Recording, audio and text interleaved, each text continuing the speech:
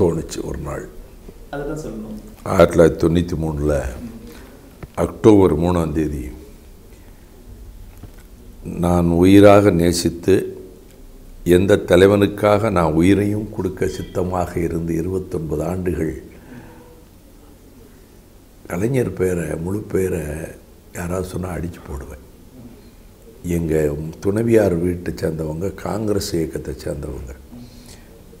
ஒரு உதாரணத்துக்கு கலைஞர் எங்கள் வீட்டுக்கு கல்யாணத்துக்கு வர முடியாமல் வர்றாரு. என் கல்யாணத்துக்கு வரப்போ தலைமை அவர் போட்டிருந்தது. அவர் கண்ணில் ஏதோ பூ விழுந்துருச்சுன்னு வரல. ரத்னவேல் பாண்டியன் வந்து மாவட்ட செயலாளர், பின்னாடி நீதிபதியானவர். ஐயா ஆயத்தினார் நம்ம மாவட்ட அமைச்சர். பிறகு நான் நாவலர் அழைச்சிட்டு வந்து நாவலர் நடத்தி வச்சார். ஐயா ஆயத்தினார் தலைமையில் ரத்னவேல் பாண்டியன் வரவேற்புரை, நாவலர் கல்யாணத்தை நடத்தி வச்சார். அப்போ வந்து எனக்கு அந்த வீட்டுக்கு கலைஞர் ஆளுக்கு அடுத்த வருஷம் வரும்போது கதர் சட்டை போட்ட சொந்தக்காரங்கள்லாம் இருந்தவங்கள நீங்கள் எல்லாம் கொஞ்சம் அந்த பக்கம் எழுந்துச்சி போயிருங்க. அதாவது ஒரு ஒரு முரட்டுத்தனமான ஒரு வெறி, ஒரு பக்திங்கிற மாதிரி அவர் மேலே ஒரு இது, அந்த மாதிரி ஒரு ஒரு இயல்பில் அவர் பேரை கருணாநிதினு சொன்னால் அடித்து போடுவேன். அப்படி இருந்தவன் நான். ஜப்பானில் அதிமுக எம்பி டார்பிடோ ஜனார்த்தனும் நான், அதிமுக எம்பி மோகன் ரங்கம் 3 பேரும் இந்தியன் எம்பசியில் மத்தியானம் சாப்பிட்டு காரில் போயிட்டுருக்குறோம். இந்த கருணாநிதி இருக்காருன்னு சொல்லி அவன் உரிமையில் பேசி ஏதோ சொல்லிட்டார். அவர் ஏடிஎம்கே எம்பி.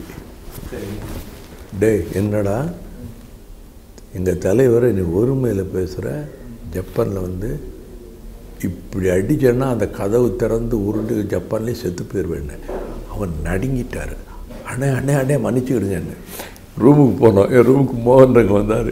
அவன் உங்ககிட்ட தெரியாமல் வாயை கொடுத்து மாட்டிக்கிட்டான், தன்னால் நடுங்கிட்டான், நீ வேறு அடித்து கொண்டுருவேன்னு. அப்படி ஒரு ஒரு அவரும் என்னை வளர்த்து விட்டார். என்னை பார்லிமெண்ட் ராஜ்யசபாவுக்கு அனுப்புனார்.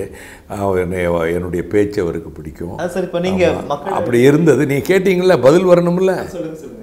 உங்கள் வாழ்க்கையில் ஏன் அரசியலுக்கு வந்தோன்னு என்னைக்காவது நினைச்சீங்களான்னு கேட்டீங்கல்ல, அதுக்கு நான் பதில் சொல்லணுமில்ல. அப்படி ஸ்ட்ரைட்டாக சொல்லிட்டா திமுக தோழர்களை உள்ளத்தை காயப்படுத்திடும். அதனால் நான் வந்து இந்த பேக்ரவுண்டை சொல்லி சொல்கிறேன்.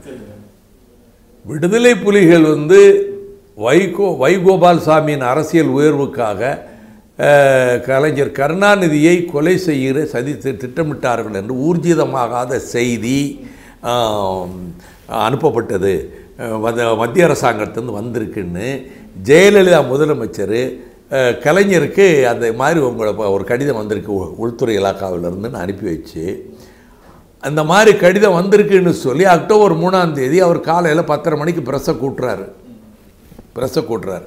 நான் வந்து தொண்டையில் ஆப்ரேஷன் பண்ணி ஒரு கட்டி இருந்தது தொண்டையில். அது புற்றுநோயாக இருக்குன்னு பல பேர் சந்தேகப்பட்டாங்க. நான் பேரை சொல்ல விரும்பலை. என்னோட சட்டக்கல்லூரியில் படித்த நண்பர், திமுகவில் முக்கிய பொறுப்பில் இருக்கிறவர், அவர் உயிர் நண்பராக இருந்தவர். அவர் வந்து நான் வெளியேற்றப்பட்ட பிறகு அந்த மாவட்டத்து ஆட்களை கூப்பிட்டு அவருக்கு புற்றுநோயில் 6 மாதம் செத்து போயிடுவான், பின்னாடி போகாதீங்கன்னு சொன்னதும் எனக்கு தெரியும். எனக்கு இப்படி புற்றுநோயின்னு சந்தேகப்பட்டு நான் ஆப்ரேஷனுக்கு போன விவரம் வீரபாண்டி ஆர்மத்துக்கு மட்டும்தான் தெரியும்.